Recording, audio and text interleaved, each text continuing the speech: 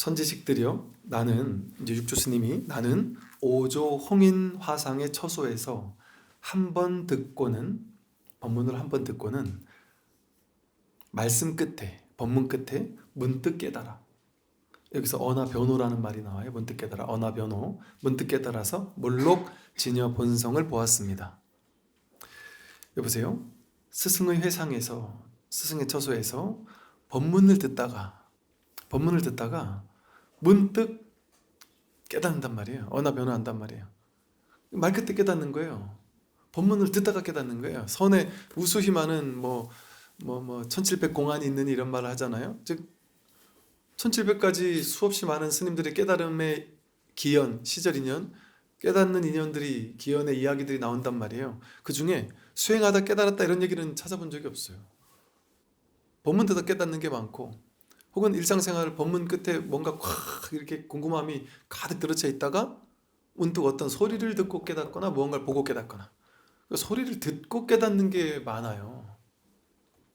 소리를 듣고 깨닫는 게 뭐 한 70%쯤 되면 한 30%가 보다 깨닫거나, 가끔 뭐 냄새 맡다 깨닫거나 이럴 수도 있어요. 똥냄새 맡다 깨닫기도 하고 이렇다는 얘기들도 있어요.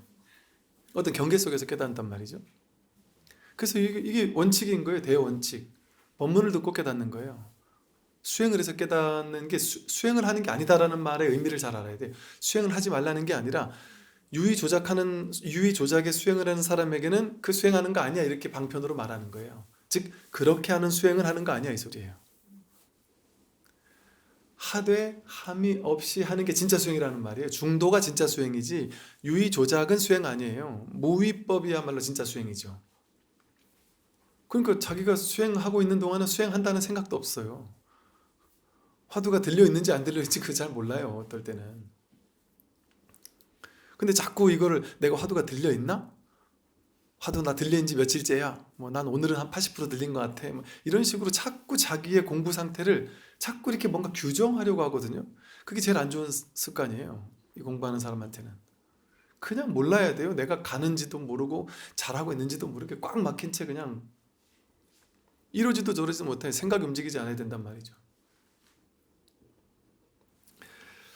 그렇게 스승의 처소에서 법문을 듣다가 듣고 또 듣다가 문득 깨닫는단 말이에요. 이 육조 스님은 우리가 처음 봤듯이 제가자로 있을 때 출가하기 전에 이게 나무를 갖다 팔았는데 그 손님이 금강경을 독송하는 소리를 듣고 뭔가 한번 소식이 왔단 말이에요. 그 이게 뭔지는 몰랐다고요. 뭔지는 모르고 그런 상태에서 힘이 없어요 이것을. 그러니까 문득 아마 무수히 많은 사람이, 여러분도 대부분 그럴 거예요 사실은. 왜냐하면 자기 마음의 본성을 확인한 사람들이 대부분 하는 얘기가 뭐냐면 어렸을 때 이 자리 이거 내가 알았던 것 같다, 한번 감이 있었다, 이런 얘기들 하는 사람이 너무 많아요. 또 여기에 대한 이제 감이 없는 사람도, 깨달음이 없는 분들도 어떤 스님이 와서 그 얘기를 하시대요.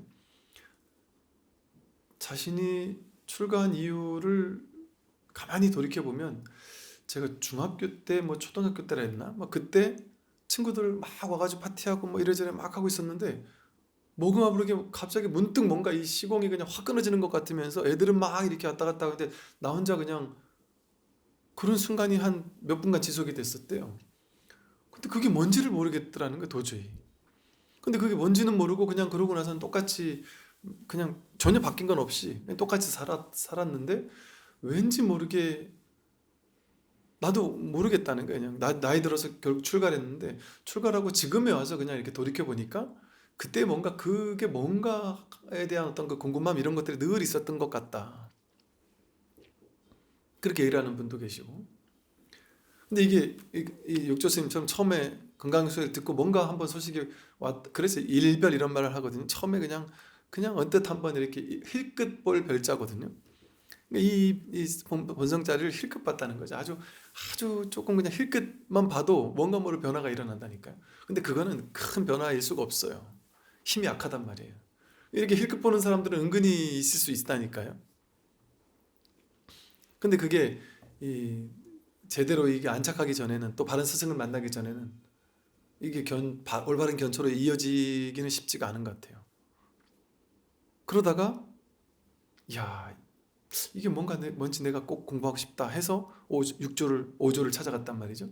그러니까 이제 5조의 법문을 듣다가 문득 이제 여기에 대한 이제 더 확고한 어떤 감이 이제 확 왔겠죠. 제가 20대 중반에 절에 이래 있다가 봄에 이렇게 산책을 도량 앞을 그냥 이렇게 걷다가 그때 제가 여기저기 막 그냥 여기도 가도 안 되고 저기도 가도 안 되고 막 어떤 스승을 찾아도 안 돼. 그때 온갖 수련대를 막 휴가 내가지고 막 다 다녀보고 그랬을 때였어요. 뭐 도저히 심지어 막 지금 보면 외도인 이런 데도 막 그냥 왜냐면 내가 원하는 쪽에서 답을 못 주니까 별의별 데 다 다녀봤다는데 근데 답이 안 나오고 이게 가보니까 이거는 완전 외도구나 싶고 또 답이 안 나니까 너무 깝깝하고 답답하고 이러던 때였던 것 같아요. 근데 그러다가 제비꽃을 보고 뭔가 이렇게 쏙 내려가면서 뭔가가 이렇게 확 달라졌단 말이에요. 모르겠어요. 전과 후가 확 달라진 거는 알겠는데 그건 뭔지 모르겠단 말이에요. 그러고 힘이 없어요. 제가 느끼기엔 별로 힘이 없었어요. 그러면서 이제 오랜 또 시간이 또 그냥 그러면서 그냥 이래저래 공부하고 제 나름대로 또 계속 공부하는 그런 시간들을 계속 보내왔어요. 그러다가 이제 한참 시간이 지나고 나서 이 공부에 대한 이 모든 것을 그냥 싹 내려놓고 지금까지 공부했던 것 막 싹 내려놓고 그냥 수행하는 불교 우리가 알고 있는 그런 유의조자고 밀어붙이는 수행 그게 진짜 수행이라고 늘 믿고 있다가 너무너무 답이 안 나오니까 모든 걸 그냥 제로에서 다시 보면서 그냥 싹 내려놨단 말이죠. 그러면서 그때가 이제 법당에서 방에 이렇게 있는데 방하고 이렇게 공양간하고 그렇게 멀지는 않아 바로 벽 하나 차이인데 그쪽에 이제 보살님들이 바깥에서 막 이렇게 이렇게 막 이런저런 막 이야기 나누면서 이제 공양 준비하고 뭐 이렇게 이야기꽃을 피우면 막 그러던 때였는데 그러다가 문득 그냥 너무 어이없다 이거란 말이야? 이게 말이 돼? 이럴 수가 있나? 어떻게 이럴 수 있지 싶어서 그때 한번 확 뭔가 내려가는 일이 있고 나서 믿을 수가 없었어요. 그러면서 이제 점점 더 점차적으로 그걸 전과 후로 달라진 게 보니까 안목의 변화들이 생겨나기 시작하는 것 같아요. 보는 안목? 그러면서 그러더라도 물론 그전과는 다르게 힘이 달라졌다라는 건 느끼긴 하는데 이게 뭐 완전 모든 게 뭐 깔끔하게 이룰 수가 없거든요. 그러면서 이제 시간이 오래오래 1년, 2년, 3년 지나면 지날수록 조금씩 뭔가 이렇게 더 이 자리에 안착을 한다? 이것이 좀 더 이것뿐이구나 정말. 여기에 대해서 점점 더 믿음이 점점 견고해진다. 그러면서도 아직 뭐 많이 부족한 것 같아요. 뭔가 뭐 제 입으로 뭐 공부 많이 됐다, 뭐 다 끝났다는 말할 것도 없고 많이 됐다 이런 말을 뭐 굳이 할 수 없을 것 같아요. 뭔가 이렇게 계속해서 변화되는 것들을 보면서 야 공부라는 것이 정말 무궁무진하구나. 정말 이 공부가 또 어떻게 되어져 갈까? 그게 그냥 뭐 한편으로는 또 궁금하기도 하고 그러면서도 또 그것 또한 망상이고 그래서 이처럼 이 비슷한 과정을 겪어요. 네, 공부하는 사람들이 문득 한번 이 일별을 먼저 하고 그냥 이 법문을 들으면서 언화대언어를 통해서 뭔가 자기 안목을 이렇게 갖춰가는 게 있고 그러면서 뭔가 모를까 이렇게 체험이랄 것이 그 강렬하다면 강렬하다고도 할 수 있고 또 이렇게 그냥 은근하다면 은근하다고도 할 수 있고 또 그것이 이렇게 교차되기도 하고 그런 한 번, 두 번, 세 번 이렇게 어떤 전환의 순간들을 맞는단 말이에요, 공부가. 근데 그 체험이 반드시 세야 되거나 뭐 이런 어떤 정형화된 체험일 수가 없어요. 그거는 자기 인연 따라 달라요. 현실적으로 보면 몸에 좀 병이 많았다거나 몸에 좀 아픈 게 많았다거나 아니면 정신적으로 좀 힘든 게 많았다거나 이런 사람은 체험이 조금 더 강렬하게 오거나 더 세게 오는 경우도 있고 뭐 깨달음의 체험이 아니더라도 막 기도만 하고 연불만 시켜도 막 별의별 희한한 체험들을 막 계속 따라다니는 사람들도 있고 축월하고 별의별 수행을 다 해도 아무 체험이 없는 사람도 있고 사람마다 달라요. 또 공부도 그냥 법문을 들으면서 나도 모르게 화두가 아닌 화두가 그냥 들리는 것도 모르게 들리면서 꾸준히 공부해 나가다가 그냥 몇 개월, 1년, 2년, 3년 꾸준히 공부해 나가다 문득 이거란 말이야 하고 그냥 가볍게 어떤 전환의 순간을 겪는 사람도 있고, 또 특히나 이제 이 가나선 같은 경우는 막 확 화두를 들고 밀어붙이는 이렇게 공부다 보니까, 그렇게 밀어붙이는 공부를 하게 됐을 때는 그 밀어붙이는 인연에 따라서 결과가 그냥 확 엄청난 체험으로 쑥 내려가는 체험으로 오기도 하고, 그러니까 그 체험은 강하게 올 수도 있고 뭐 약하게 올 수도 있고, 그 사람마다 100명이면 100명, 1000명이면 1000명이 다 다른 방향으로 올 수도 있단 말이죠.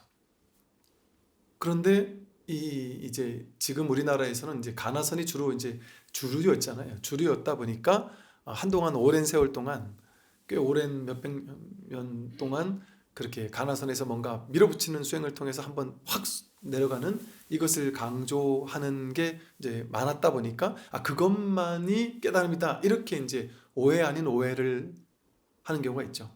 그것이 당연히 깨달음이지만 그렇게만 무조건 되는 것은 아니다 하는 것이죠.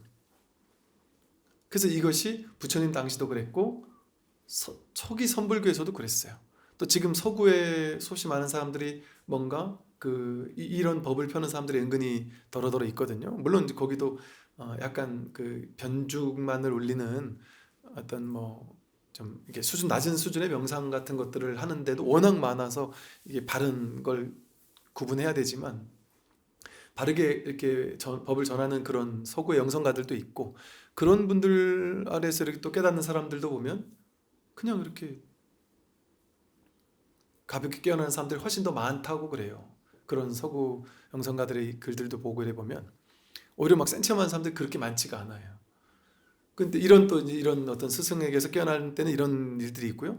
또 이제 스스로 깨어나는 경우에는 우리가 불교에서 독각이라고 하듯이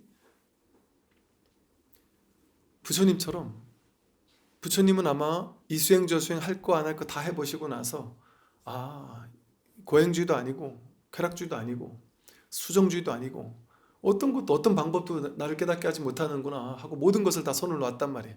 그런데 그냥 내가 이 나무 아래에 앉아서 내 깨닫기 전에는 일어나지 않으리라 하는 강렬한 발심은 있는데, 이젠 더 이상 어떤 스승도 찾아갈 수 없어요.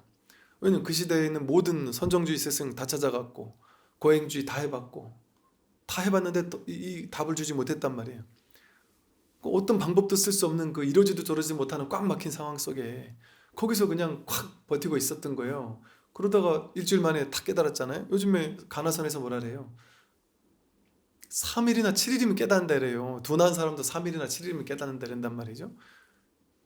그게 아마도 부처님이 6년 7년 동안 그 공부하는 과정 속에서 뭔가 이 화두가 막 그냥 간절한 발심들이 아마 동발돼 있었겠죠. 그러나 부처님께서 뭐라 그러셨냐, 내가 6년 걸렸으니까 너희들도 6년 걸린다, 이렇게 얘기하지 않았단 말이에요. 내가 6년 걸려서 고행주의, 수정, 선정주의 다 해봤으니까, 그러고 나서 내려놨으니까 너희들도 그렇게 해라, 이렇게 얘기하지 않았단 말이에요. 나는 이렇게 여기도 가보고 저기도 가보고 온갖 고생을 해가지고 결국 이 중도를 알아냈으니까 너희들은 이런 시간 낭비하지 말고 내가 바른 법을, 중도를 일깨워 줄 테니 너희들은 바른 법을 통해 빨리 깨어나라, 이렇게 얘기하신 게 중도잖아요. 근데 아직까지도 2500년이 지난 지금까지도 선정주의, 그냥 선을 닦아가지고 고요함, 선정, 삼매를 증득해서 사선팔정하는 선정 삼매를 증득해가지고 그게 깨달음이라고 생각하는 건, 부처님이 29세에 출가하자마자 바로 수정주의 스승을, 최고의 스승을 찾아가서 비상비비상처 정, 무소유처 정을 닦았는데도 이건 아니구나라는 걸 딱 바른 안목으로 봤잖아요. 그리고 바로 방향을 틀었단 말이에요. 그 부처님 방향 틀었는데 아직도 그거 하고 있으면 되겠냔 말이죠. 그 아닌 줄 알아야죠. 들어갔다 나오는 선정은 그건 진짜 선정이 아니란 말이에요. 불교에서 말하는 뭐 나가대정이니 하는, 여기서 말 일행삼매니 하는, 그건 진짜 선정이 아니란 말이에요. 늘 있는 선정이 진짜 선정인 거예요. 그래서 그것은 진짜가 아니구나. 또 지금 또 고행주의 하잖아요. 선정주의 같이 막 온갖 선정 삼매를 닦는 걸 수행이라고 알거나, 또 고행주의, 고행을 막 딛다 하는 것만 수행이라고 알 수 있단 말이죠. 그렇게 해서 안 되는 것은 아니나 그게 필수인 것은 아닐 수 있다. 부처님의 중도는 부처님 그거 해보니까 아니었다. 그러니까 너희들은 바른 길을 가라. 근데 바른 길은 뭐냐? 길 없는 길이다. 특정 수행법에 매몰되어 있으면 그건 길이잖아요. 그 수행법을 갈고 닦으면 되겠지 이거잖아요. 그건 길이 있는 거잖아요. 그 길을 따라가면 되겠지 이거잖아요. 그 길을 따라가는 것으로 될 수 없어요. 길을 따라가면은 이렇게 길을 따라간 결과 어딘가에 도착하겠죠. 자기가 있는 여기 도착하지 않는단 말이에요. 어디를 가는 노력을 했으니까. 이건 갈 필요가 없구나 하는 걸 깨닫는 거거든요. 언제나 여기였구나라는 걸 깨닫는 거란 말이에요. 그러니까 가면 여기는 어긋나는 거예요. 가는 공부는. 추구심, 치구심이 멈추는 공부란 말이죠. 그래서 이게 바로 선의 묘한 지점입니다. 선은 자기 공부하는지도 몰라요. 제대로 된 가나선이나 제대로 된 조사선에서는 분명히 수행하고 있는데 본인이 수행하고 있다는 생각도 못해요. 화두가 들려있는데 화두 들려있다는 생각도 못해요. 물론 이제 한번 공부하다가 뭔가 이렇게 분별망상으로 하나씩 이게 그래도 되고 있는 거 같나 이런 식의 분별이 일어날 수 있지만 그냥 내려놓는단 말이에요. 그런 생각이 들더라도 그냥 제껴놓는단 말이에요.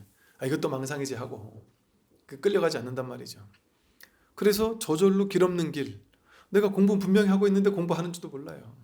스승 밑에서 지도 받으면서 공부하는 옛날 그 선사 스님들 어땠겠어요? 오전에 법문 듣고 낮에 일과 하루 일과 하고 밥하고 빨래하고 설거지하고 밭일하고 그리고 저녁 때 또 법문 듣고 그게 다 했단 말이에요. 수행하는 시간이 따로 없었단 말이에요. 초기 선불교에서는 명상실이 따로 없었어요. 그런 얘기가 있어요. 이렇게 선방에 불이 나면 제일 먼저 복원하는 게 법당과 방장실 두 가지라 그래. 법당과 방장실. 법당은 법문설하는 곳이고 방장실은 스승이 사람들을 점검해 주는 곳이니까. 이게 제일 중요한 전공 필수 과목이었단 말이야. 나중에 가서 선정, 좌선하는 것도 방편으로 전공 필수적 교양 과목 정도는 된다. 그래서 너가 좌선하는 것도 허락한다 해서 좌선을 할 사람 하고 말 사람 말고 이렇게 했었어요. 초기 조사선에서는. 이 선이라는 것의 어떤 원류, 이 육조 스님으로부터 달마에서부터 오주 육조까지 하고 육조 이후에 마저 황벽 임재 조주 은문 이런 대해까지 이어지는 거의 그까지인 것 같아요. 원호에서 대해 정도까지 달마 혹은 육조부터 시작해서 대해까지 송나라 초기 정도까지 이때의 선불교, 이 활발했던 선불교, 이게 진정한 중도예요. 딱 봐도 중도의 그 뜻과 너무 어울린단 말이에요. 딱히 정해진 수행 방법이 없었어요. 어쩔 수 없이 대해가 가나선이라는 말을 이름은 붙였지만 거기 머무르지 못하게 했단 말이에요. 주의점을 10가지를 주어서 그 가나선이라는 방편을 내세웠지만 그 주의점을 조심히 해야 된다 하고 그 주의점을 줌으로써 그 가나선이 자칫 잘못될 수 있는 점을 싹 제거를 시켰단 말이에요. 그것만 제대로 하면 대해 서장에서 말하는 그 가나선만 제대로 하면 가나선 하도 수행을 통해서 이 공부를 할 수 있다. 똑같은 거니까 가나선과 조사선 다른 게 아니에요. 그러니까 근본에서는 다를 게 없어요.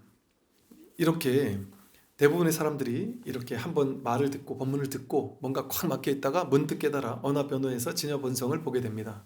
그리하여 이 가르침과 법을 전하고 유포시켜 도를 배우는 자로 하여금 단번에 깨닫도록 하고자 하니 각자 스스로의 마음을 돌이켜보아 스스로의 본성을 보아야 합니다. 내가 이렇게 깨달았고 이렇게 깨달은 것을 내가 더 여러분에게 이렇게 법을 전하고 유포시켜서 여러분들을 단박에 깨닫도록 하고자 이 법문을 한다는 거예요. 만약 스스로 깨닫지 못했다면 모름지기 최상승법을 알고, 이게 최상승법이란 말이에요. 알고 바른 길을 곧장 보여줄 수 있는 대선지식을 찾아가야 합니다. 바른 길은 길 없는 길이거든요. 이 길 없는 길이라고 이름을 붙인 거예요. 근데 이 바른 길,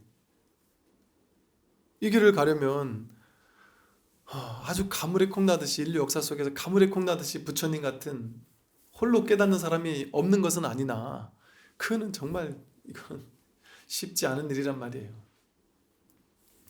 근데 너무 쉬운 길이 있단 말이죠. 정말 너무 쉬운 길이 있단 말이죠. 너무 쉬운 길이, 그러니까 이 역사 속에서 우리 2500년 불교의 역사를 보면요, 딱 답이 나와요. 너무 쉬운 길이 답이 나와요. 그러니까 보세요. 2500년 동안 불교의 역사에서요. 선지식이 없었잖아요. 자기 본성을 깨달아서 완전히 익숙해진 올바른 선지식이 없었을 때는 어떤 일이 벌어졌냐면 수행법이 치성했었고 수행하는 사람이 엄청나게 많았고 모두 다 서로에게 수행해야 된다. 유의조작의 수행을 자꾸 권했고 죽도록 수행만 했어요. 근데 깨달음은 없고 수행만 있는 시대가 대부분이었잖아요. 아니면 교학만 있는 시대거나 부파불교가 그랬고요. 선이 당송시대의 선의 황금기가 지난 이후 지금까지가 그랬단 말이에요. 수행이 너무너무 많아진 시대였단 말이에요. 깨달음은 없고 수행은 많아지는 시대였단 말이에요. 그때는 어떤 특징이 있었냐면 너무너무 힘들게 수행하는 거예요. 너무너무 힘이 드는 거예요. 또 아무나 그런 엄청난 고행을 할 수 없잖아요. 선정주의 아니면 고행주의 같은, 왜? 수행법은 옛날 지금이나 벗어날 수가 없어요. 선쟁주의나 고행주의 같은 그 틀을 크게 안 벗어나요. 그러니까 죽도록 밀어붙이는 수행, 이거 하느라고 너무너무 힘을 뺐단 말이에요. 너무 힘든 시대였단 말이에요. 그런데 깨달음은 없고 힘은 찍살나게 들고 그런 시대가 대부분이었어요. 근데 보세요. 부처님 당시와 선의 황금기 때의 특징은 뭐예요? 수행은 없어요. 법문만 있단 말이에요. 쉽게 말해. 그런데 법문 듣는 거 어려운 게 아니잖아요. 부처님 당시에 제자들이나 제가 신도님들이 하루에 한 번씩 이틀에 한 번씩 와서 부처님 법문 듣고 갔어요. 부처님도 늘 법문을 했다리죠. 늘 법문을 하셨어요. 그걸 법문 듣고 깨달았단 말이에요. 그러니까 너무 쉽게 깨달았어요. 한 것 없이 깨달은 거예요. 부처님 제자들은. 여러분 저 처음 부처님 사리불과 목건년 대가섭존자를 깨닫게 할 때 부처님이 만나가지고 둘이 앉아가지고 대화 나눴단 말이에요. 사상제, 삼법인, 십이연기 뭐 대화 나누면서 일주일 만에 깨달아요. 주로 일주일이나 2주일 만에 깨달아요. 처음 5명의 제자도 마찬가지고 너무 쉽게 깨닫는 거예요. 왜 그럴까요? 스승이 있었기 때문에. 선의 황금기 때도 수많은 스님들, 조사 스님들 밑에 제자들이나 그 동네 사는 그 스님의 법문을 자주 들을 수 있는 여건이 되는 신도님들은 너무 쉽게 깨달았어요. 길에서 떡 파는 노파가 스님이 와가지고 떡 하나 주세요 하니까 이렇게 선문답을 이렇게 해가지고 막 혼내고 이것도 모르고 무슨 법을 공부하려고 하느냐 하고 그러면서 일반 할머니들의 수준이 스님들보다 훨씬 높았단 말이에요. 그냥 동네 할머니, 그 할머니들이 죽으라고 수행하고 명상하고 갈고 닦고 했겠어요. 그냥 선지식 회상에 가서 그냥 어깨너머로 들었단 말이에요. 그러니까 이렇게 스승을 찾아가면 너무 쉽게 깨어나는데 스승이 없는 시대는 죽었다 깨어나는 용을 빼는 노력을 해도 안 되는 거예요. 30년, 50년, 70년을 닦아도 안 되는 게 역사가 증명해 줬단 말이죠. 불교 역사.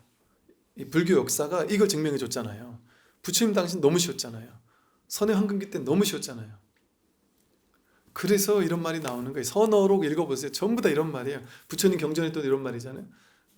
시급히 스승을 찾아라. 바른 스승을 만나는 것, 바른 도반을 만나는 건 깨달음의 반이 아니라 전부다. 부처님이 이렇게 말씀하셨고 육조 스님이 이렇게 말하셨죠. 깨닫지 못했다면 최상승법을 알고 바른 길을 곧장 보여줄 수 있는 대선지식을 찾아가야 한다. 그러한 선지식에게는 중생을 교화하여 견성할 수 있도록 이끌어주는 큰 인연이 있다. 이 법문의 인연을 가지고 있단 말이에요. 법을 펴는 인연을 가지고 있단 말이에요. 직지해줄 수 있는, 직지인심 견성성불하게 해줄 수 있는 능히 일체의 선법은 선지식으로 인하여 발현될 수 있기 때문입니다. 일체의 선법, 모든 불교의 좋은 법이란 좋은 법, 모든 이 불법, 이거 선법이라고 부른단 말이에요. 이 모든 법은 선지식으로 인해서 발현될 수 있기 때문이다. 근데 이게 자기가 혼자서 깨달으려고 하면 진짜 죽었다 깨어나도 아마 힘들 거라고 수많은 스님들이 얘기를 하시거든요. 근데 그거를 그냥 이렇게 지금 와서 돌이켜보면요. 진짜 100번, 1000번 맞는 말이에요. 사람이 분별만 알고 살던 사람이 분별심만을 가지고 살던 사람이 이 분별되는 모양의 세계, 생사법이라고 하는 생겨나고 사라지는 이 모양의 세계 속에서 사는 사람들이 이 모양의 세계를 벗어날 수 있을까요? 벗어날 수 없어요. 그 모양의 세계 속에서 더 좋은 걸 찾을 거예요. 모양의 세계 속에서 진리라는 모양을 또 찾을 거예요. 그 진리의 모양이 없어요. 그러니까 기껏해야 진리라는 모양을 찾는 것밖에 할 수 없어요. 분별이 할 수 있는 것은. 그러니까 이거는 이거는 진짜 죽었다 깨어나도 안 되는 거구나. 혼자서는 죽었다 깨어나도 안 되는 거예요. 간혹 혼자서 되는 경우가 뭐냐면 불법을 하나도 모르고 진리를 하나도 몰라요. 깨달음 이런 것 하나도 몰라요. 그런데 어떤 경우에 되느냐? 어떤 것이 되었든 죽을 것 같은 괴로움 있잖아요. 죽을 것 같은 뭐 우울증에 걸렸다거나 공황장애 걸렸다거나 뭐 내가 막 죽을 것처럼 막 정말 정신적으로 너무 큰 상처, 고통, 괴로움 속에 막 너무 처절하게 막 죽을 것 같은 괴로움 속에 놓여 있을 때, 그럴 때 나는 불교도 모르고 종교도 모르고 깨달음도 몰라요. 그런데 딱 하나, 이 괴로움이 나를 너무너무 죽을 것처럼 괴롭게 만드니까 여기서 벗어나야 되겠다라는 오로지 한 생각밖에 없어요. 근데 방법은 없어요. 어떤 걸 찾아도 방법은 없어요. 내가 할 수 있는 건 아무것도 없어요. 방법을 찾아갈 기력도 없고 힘도 빠지고 아무것도 할 수 있는 게 없어요. 그럼 그냥 힘 빼고 그냥 완전 내려놓는단 말이에요. 그리고 죽든 살든 알아서 해라 확 포기한단 말이에요. 그랬을 때 문득 깨닫는 사람이 있어요. 그걸 독각이라 그래요. 에카르트 톨레니, 바이런 케이티 같은 사람도 그래서 깨어났어요. 어떤 사람은 5년, 10년을 막 괴로움에 죽을 것처럼 괴로워하다가 문득 자고 일어났는데 어제랑 세상이 달라졌어요.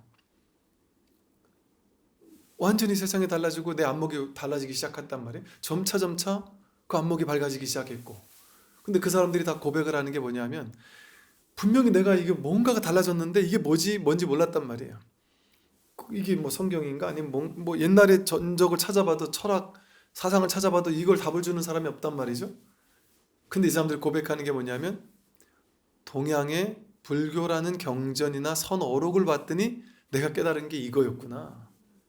이걸 확인한 거예요. 그래서 그 사람들이 깨달음의 안목이 원만해질 때까지는 이 불교 경전이나 선어록의 도움을 엄청 많이 받았다라고 고백을 하고 있거든요. 그러면서 그들도 이제 공부를 완성시킨 거예요, 쉽게 말하면. 또는 완성의 길로 지금도 계속 가고 있는 사람들일 것이고, 그러면서 그들이 이 선어록의 도움을 엄청 받았다 그래요. 또 경전의 도움을 많이 받고. 제가 이제 예전에 알던 어떤 분이 뭐 명상 같은 걸 공부하다가, 종교는 불교가 아니었어요. 근데 그런 쪽에 있다 그쪽에 뭔가 답이 안 나와서 너무너무 뭔가 막 그냥 이 공부를 너무너무 하고 싶은 게 간절해서 명상을 오래오래 하다가 여기서 답이 안 나오는데 이거 외에는 내가 할 수 있는 게 아무것도 없더래요. 뭐 어디 법문을 듣는 것도 몰랐었고.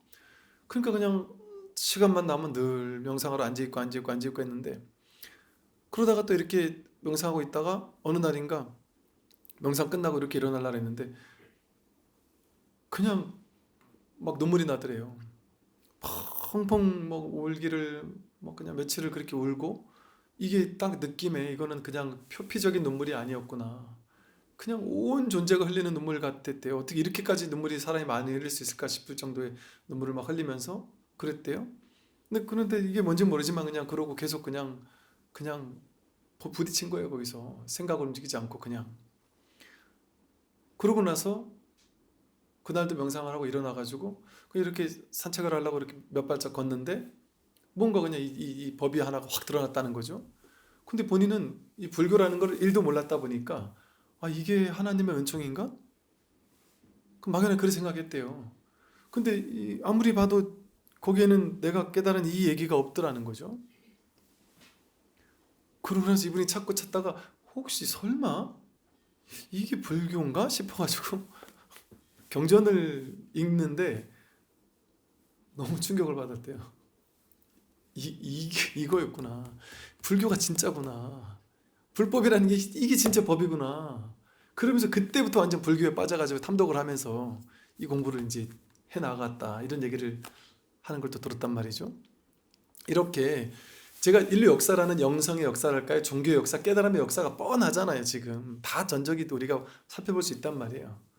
뭐 힌두교 사상가가 깨달았다는 사람이 됐든 뭐 누가 됐든 뻔하단 말이에요. 요즘에 다 나와 있어요. 책으로. 그런들 책을 다 읽어보면 다 비슷비슷해요. 아직 뭔가 그 언뜻 일별은 했으나 그 왔다 갔다 하는 경계선에서 여전히 완전히 안착되진 못한 사람들일 경우가 많고, 그러나 이제 조금 더 이렇게 좀 어느 정도 안착이 된 사람들 같은 경우는 대부분 불교 경전이나 어록에서 아주 놀라운 큰 도움을 받아가지고 본인의 공부를 안착시킨 경우가 대부분이에요. 그래서 이게 이렇게 말하면 참 어떨지 모르지만 수많은 사상, 철학, 종교 뭐 모든 영적인 전통에서 여러분 부처님 당시 200년 후에 한 200년 지나고 나서 그 알렉산더가 이 북인도, 서북인도까지 다 막 점령을 했단 말이에요. 그러면서 인도에 있는 사상계가 저 서양 쪽으로 엄청나게 전파가 됐어요. 그러면서 이게 불교가 이 깨달음의 전통이나 이런 것들이 동서양 할 것 없이 확 퍼져가지고 영향을 주고받고 했단 말이죠. 그래서 이 마음 공부에 영향을 안 받았다고 할 수 없어요. 그래서 수많은 철학자들 중에도 이 상당히 철학이 높은 사람들을 보면 본인들이 이 불교를 공부한 게 나중에 다 얘기를 하고 있다니까요. 그러니까 이 영적인 전통의 그 근원이랄까? 이것은 이 고타마 붓다에서 나온다고 해도 과언이 아니라고 봐요. 제가 봤을 땐. 물론 이제 또 곳곳에서 그 철의 차축의 시대라고 할 정도로 그 당시 또 중국에는 노자도 있었고 이렇지만 그 단편적인 책 한 권 딱 남겼잖아요. 그 이상의 한 발도 나아가지 못했단 말이죠. 근데 이 불교 수많은 경전들과 대소승의 경전들과 선 오록들을 통해서 그 이후에 어떤 공부를 이끌어줄 수 있는 선까지도 나간 어떤 유일무이한 어떤 이 영적인 놀라운 전통, 이게 이제 불교의 가르침이고, 여기에 여러분들 아마 자신감을 가져도 되고, 지금 온 세상이 지금 이 공부에 이제 조금씩 눈을 뜨고 있는 놀라운 시대로 이제 돌입하고 있다고 보여져요. 핵심은 이거예요. 아까 말한 것처럼 이렇게 부처님이 있던 시대, 깨달은 도인들이 있던 시대와 없던 시대는 이렇게 달랐단 말이에요. 있던 시대는 너무 쉽게 깨달았는데 없던 시대는 죽어라고 해도 안 됐단 말이에요. 그러니까 우리가 아무리 해도 안 되던 시대를 살다 보니까 수행을 어떻게 한다고 배웠습니까? 세세생생 갈고 닦아야 될똥말똥이다 이렇게 배웠단 말이에요. 그 10년을 눕지 않고 참선을 해야 될똥말똥이다 이렇게만 배웠단 말이죠. 근데 그거는 그러던 시대에 횡행하던 얘기들이에요. 그래도 수행해야 되고 그래도 이렇게 이래야 된다고 하는 사람들은 좀 충격적일 수도 있겠죠. 근데 어떻게 반박을 할 수 있어요? 이게 지금 제가 부처님 당시 그리고 선의 황금기 때 초기 선 지금 다 어느 정당이든 다 그거 표방하는 거 아닙니까? 그래서 여기서 말하듯이 이렇게 능히 선지식을 만나게 된다면 너무나도 쉽게 공부를 할 수 있는 거예요. 이게 너무 쉬운 방법인 거예요. 그러니까 지금이라는 이 인터넷 시대, 언론, 방송 언론의 시대 있잖아요. 유튜브의 시대, 이런 시대는 불교가 어마무시하게 발전할 수 있고 엄청나게 포교할 수 있는 놀라운 시대예요. 옛날에 여러분이 인터넷 처음 발견됐을 때, 야, 인터넷이 이렇게 발전돼 가지고 우리 불교는 되게 늦게 따라갔단 말이에요. 근데 교회들은 막 대형 교회마다 인터넷을 가지고 엄청 활용을 많이 했단 말이에요. 그때 이제 불교계 안에서 뭔 얘기를 했냐면 어떤 사람들 그런 얘기했어. 야, 우리는 불교는 인터넷 같은 것도 뒤쳐져서 이렇게 이런 것들이 발전하면 발전할수록 저 타종교는 저렇게 앞서가는데 불교는 점점 더 뒤처질 게 눈에 뻔하다 이렇게 얘기를 했는데, 거기서 어떤 스님이 이런 얘기를 했거든요. 야, 그건 단편적인 생각이다. 이것을 불교가 인터넷을 잘 활용해서 이 법문을 펼 수 있는 시대라는 것에 가장 큰 놀라운 혜택을 볼 수 있는 건 불교다. 이건 확실하다. 앞으로 두고 봐라 이런 식의 얘기를 했어요. 그게 명백한 거예요. 왜 그러냐면 이제는 이런 인터넷 시대가 돼버리면 여러분 정말 많은 사람이요. 기독교 신자도 불교 신자도 천주교 신자도 상관없이 여러분 중에 기독교 TV나 천주교 TV 대부분 보지 않아요? 저쪽에서는 뭔 얘기 하나 궁금하지 않아요? 인문학에서 뭔 얘기 하나 뭐 다 궁금하잖아요. 지금은 인문학 강의도 공부하고 무슨 테드 강의니 무슨 세상을 막 세바시 15분 어쩌고 하듯이 온갖 것들을 막 다 공부해요. 그러니까 이 종교 믿는다고 이 종교만 공부하는 게 아니에요. 모든 걸 다 공부한단 말이에요. 다 공부하면 그런 시대가 되면 어떻겠어요? 진짜 공부와 가짜 공부가 명백하게 만천하에 드러나는 시대가 돼버린단 말이에요. 진짜와 가짜가 그냥 명백하게 드러나 버려요. 바로 비교가 되니까. 그럼 거기서 가장 혜택 보는 건 뭐겠어요? 시대를 앞서가는 이 시대를 끌고 있는 진짜만이 살아남는 거예요. 진짜 진실, 진짜 진리. 양자 물리학을 갖다 대든 무슨 뇌과학을 갖다 대든 어디에 가서도 뒤처지지 않는, 과학이 발전될수록 점점 더 부처님의 가르침은 더욱더 여러분 서양의 양자 물리학자들 중에 상당히 앞서 나가던 양자 물리학자들이 상당수 수행자로 전향하는 사람들이 꽤 많거든요. 어떻게 이럴 수가 있지? 어떻게 하나가 전체고 전체가 하나일 수가 있지? 얘가 어떻게 이 양자야가 여기만 있는 줄 알았는데 온 우주에 동시에 있을 수가 있지? 이게 어떻게 가능한 얘기지? 그 부처님이 2500년 전에 해놨던 얘기들이란 말이죠. 이게 이런 충격적인 가르침이 공부를 공부해 보면, 그러니까 이걸 이제 불교만 또 잘났다는 얘기보다도 불교라는 건 대표적인 심층 종교거든요. 이 종교학에서 말하는 심층 종교라는 게 모든 종교의 근원을 깨뜨리면 심층 종교와 만나야지, 표층 종교 수준에서만 머무르면 그는 어리석은 존재다 이렇게 얘기한단 말이에요. 종교학에서는. 근데 모든 종교가 표층 종교 수준이 있고 심층 종교 수준이 있다 한단 말이에요. 불교도 마찬가지예요. 불교도 계속 기복에만 매여 있다면 그건 표층 종교 수준에서 절대 뚫고 들어가지 못하는 수준인 거예요. 그리고 유의 조작하는 공부만 한다면. 이 심층 종교에 눈을 뜨려면 이건 불교에서 말하는 석가모니 부처님이 말씀하신, 초기 선불교 조사 스님들이 말씀하신 그 낙처를 확인하려고 해야 된단 말이죠. 그러지 않으면 영영 표층 종교 수준에서만 영원히 머물러 있을 수밖에 없는 사람이 된단 말이죠.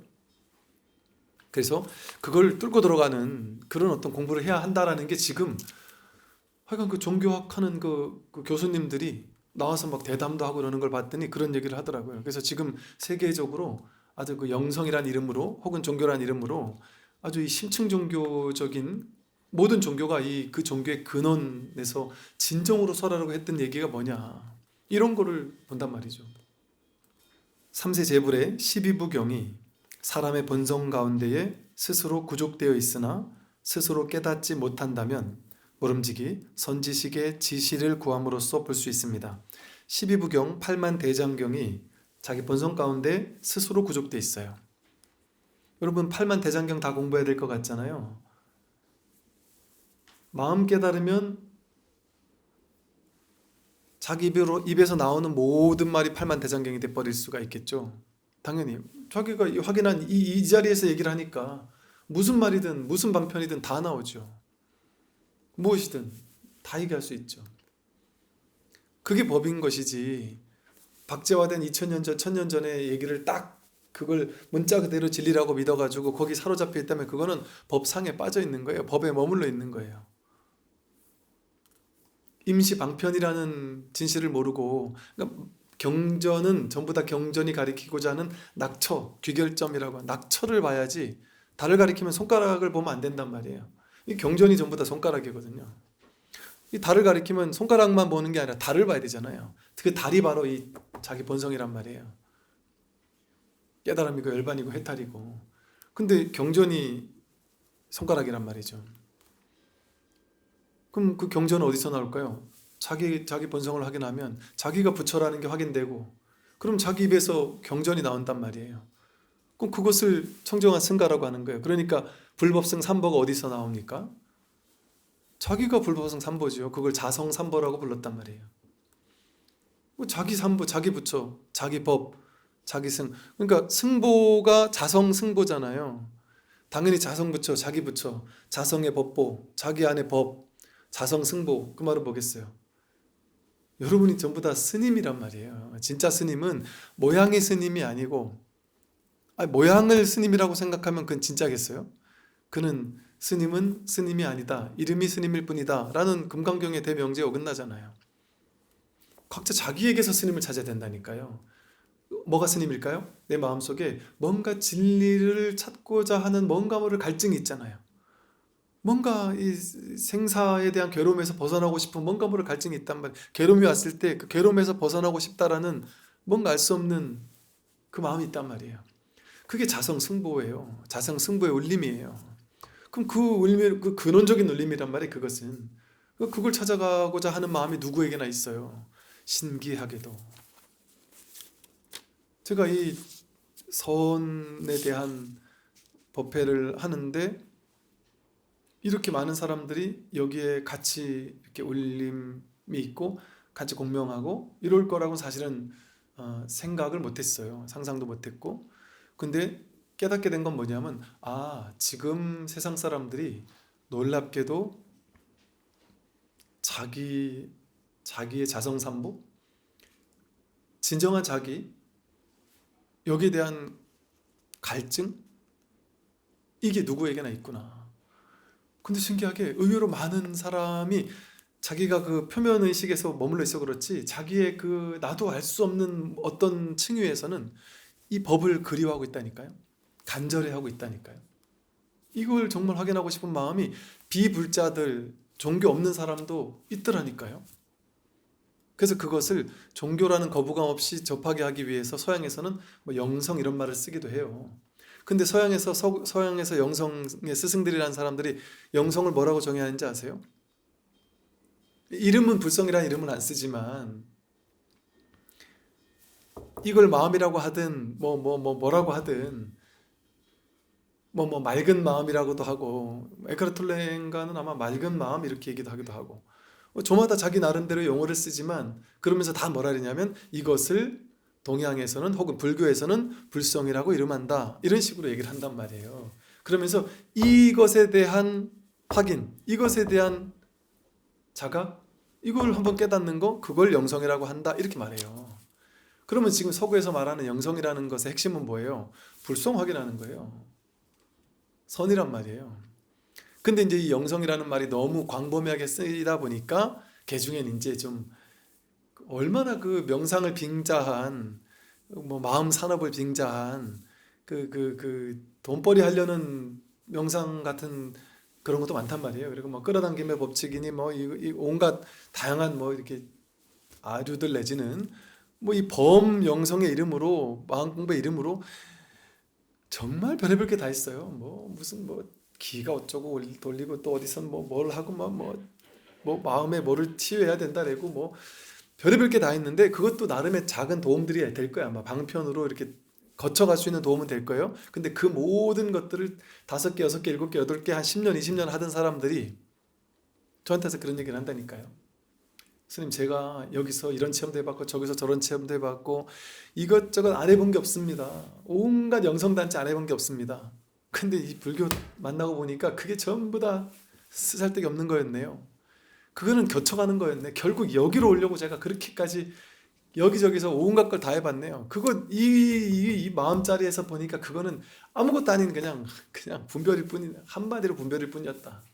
아무리 있어 보이는 얘기를 할지라도 제 입으로 얘기하면 거짓말인데 그런 데서 아주 많이 공부해봤던 사람들이 그런 얘기를 한단 말이에요 지금. 이게 진정한 영성이라니까요. 그래서 결국은 천하의 그 어떤 공부도 결국에는 이 진실로 돌아올 수밖에 없습니다 사실. 그래서 이 공부를 이 육조 스님의 이 공부야말로 정말 놀라운 공부이죠. 오늘 여기까지 말씀드리겠습니다. 참고하십시오.